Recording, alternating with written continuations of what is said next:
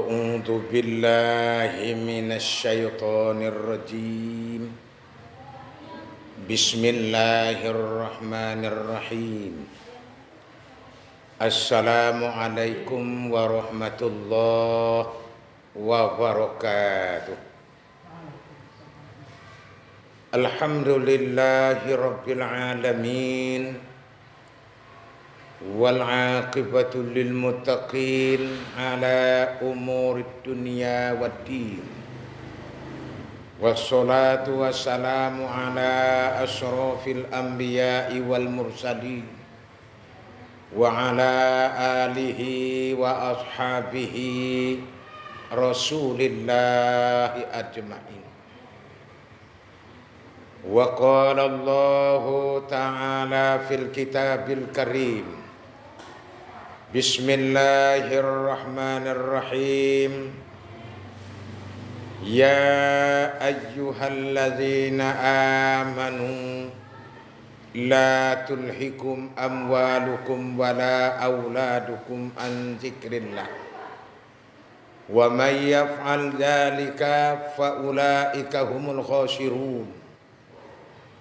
Sadaqallahul Azim. Yang saya hormati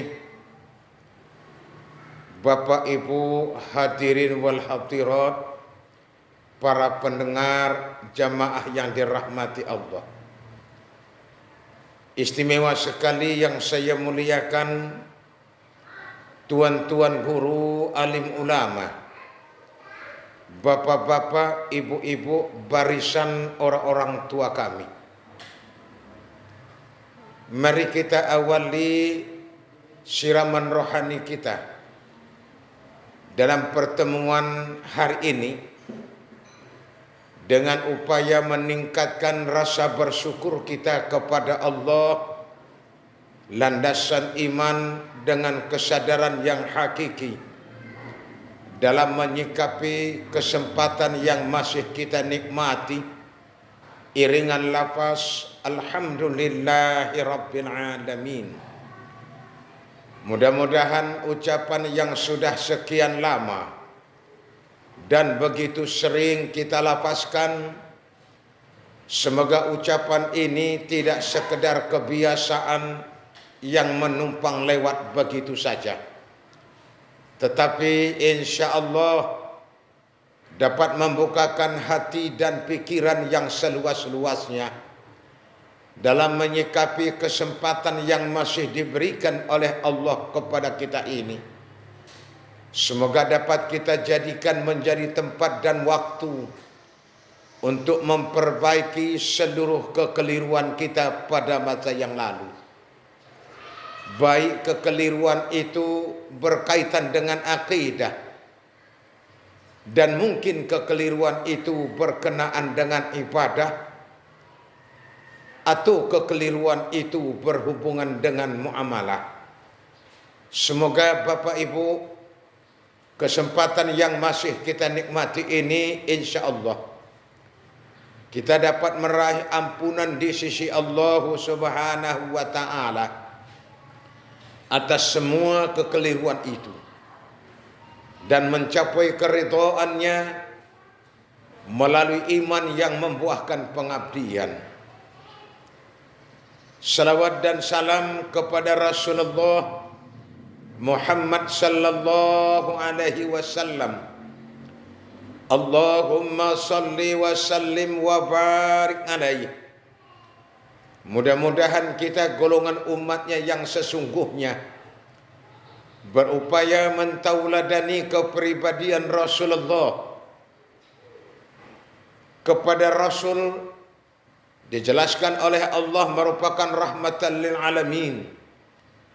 Kepada kita sepanjang mengaku sebagai umatnya, berusaha menjadi manusia yang berguna dan bermanfaat untuk orang lain. Kepada Rasulullah dijelaskan oleh Allah uswatun hasanah.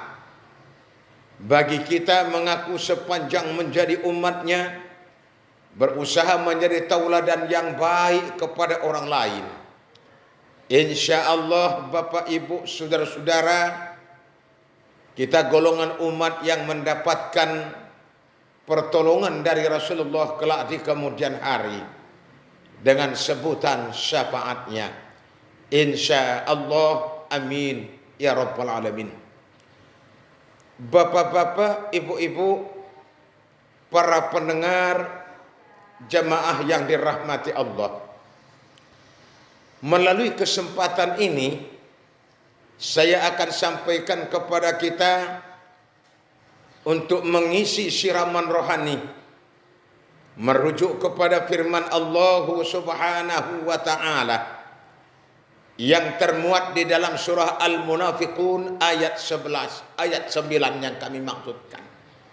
Yang telah kami bacakan tadinya merupakan bentuk kasih sayangnya Allah sebagai wujud sifat Rahman dan Rahimnya Allah kepada hambanya. Allah menyerukan, ya ayyuhalladzina amanu, hai orang-orang yang beriman. Yang diseru oleh Allah adalah orang-orang yang beriman, bukan status sosial dan ekonomi, bukan karir dan prestasi, bukan karena atribut yang disandang, bukan ekonomi yang melimpah ruah. Sungguh pun Bapak Ibu, yang menyita waktu, tenaga dan pikiran bagi manusia itu, mulai dari bangun tidur sampai menjelang tidur kembali, tersita karena urusan keduniaan, bukan untuk memupuk keimanan yang sesungguhnya sehingga bisa mengatur kehidupan ini landasan iman kepada Allah Subhanahu wa taala. Allah melanjutkan dalam ayat ini, wa may yaf'al dzalika, siapa yang berbuat demikian, artinya siapa yang dilalaikan, dilengahkan, tertipu karena urusan keduniaan dari mengingat Allah, artinya adalah beribadah, faulaika humul khasirun, maka mereka itu adalah golongan orang-orang yang merugi. Itu yang diberitakan oleh Allah, berita yang mutlak kebenarannya, bahwa mereka itu adalah golongan orang-orang yang merugi. Apa sebab Bapak Ibu? Karena betapapun yang kita capai dan yang kita raih tadinya, karena karir dan prestasi, penghasilan dan sebagainya, ternyata itu semuanya hanya sebatas menunggu giliran. Sampai saat kembali kepada Allah itu adalah tinggal seluruhnya. Ada kejadian begini Pak, saya kemukakan dulu. Ada kawan pernah, ini enggak usah saya bilang orangnya, itu istilah Ustadz Abu Samad melanggar kode etik jurnalistik, tak boleh bilang nama orangnya.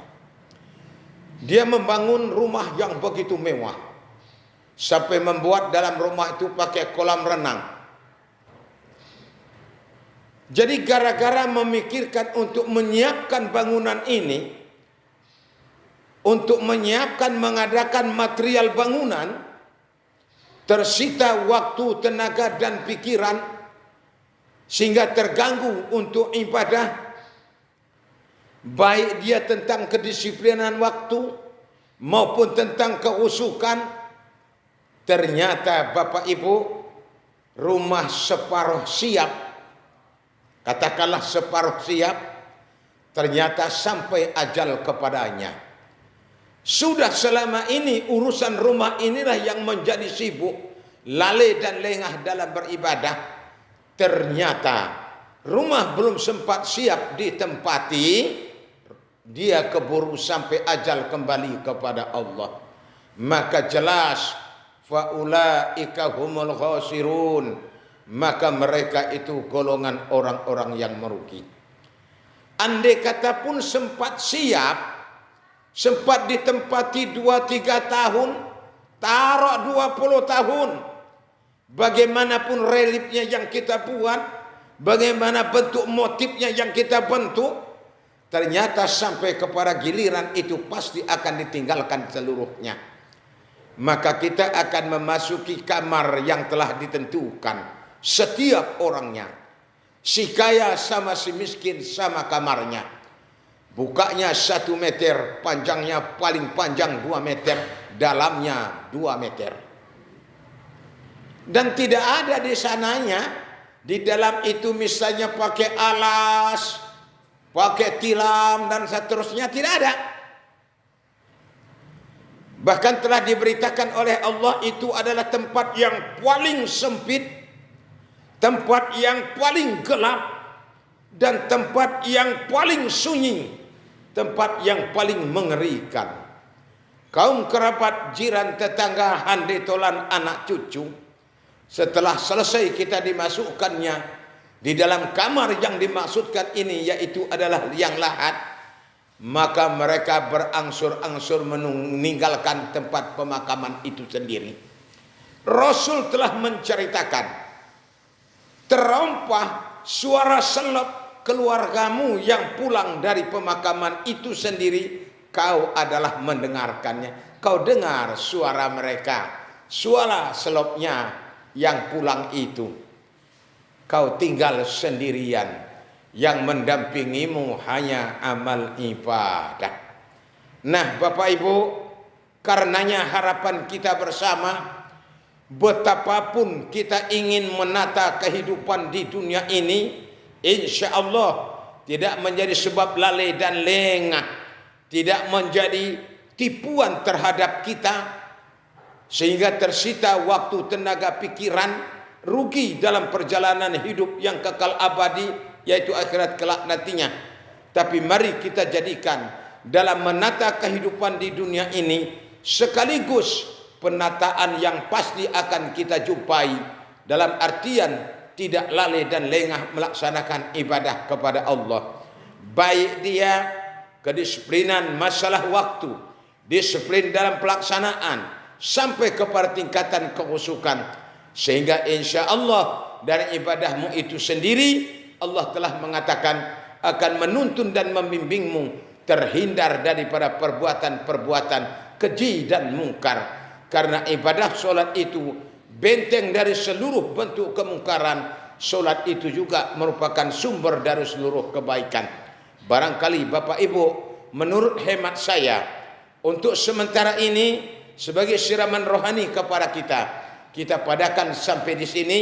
Mudah-mudahan bermanfaat kepada kita untuk memanfaatkan kesempatan yang masih diberikan oleh Allah kepada kita ini, sehingga kita tidak tertipu karenanya, melainkan menjadikan perjalanan hidup yang singkat ini menyelamatkan kehidupan yang kekal abadi, mulai alam barzah dan seterusnya. Terima kasih Bapak Ibu atas segala perhatian. Mohon maaf atas segala kekurangan. Ilal liqa ma'assalamah. Semoga kita bertemu, berjumpa lagi di dalam kesempatan dan waktu yang lain, izin dan ridha Allah. Billahi taufiq wal hidayah war ridha wa inayah. Wassalamualaikum warahmatullahi wabarakatuh.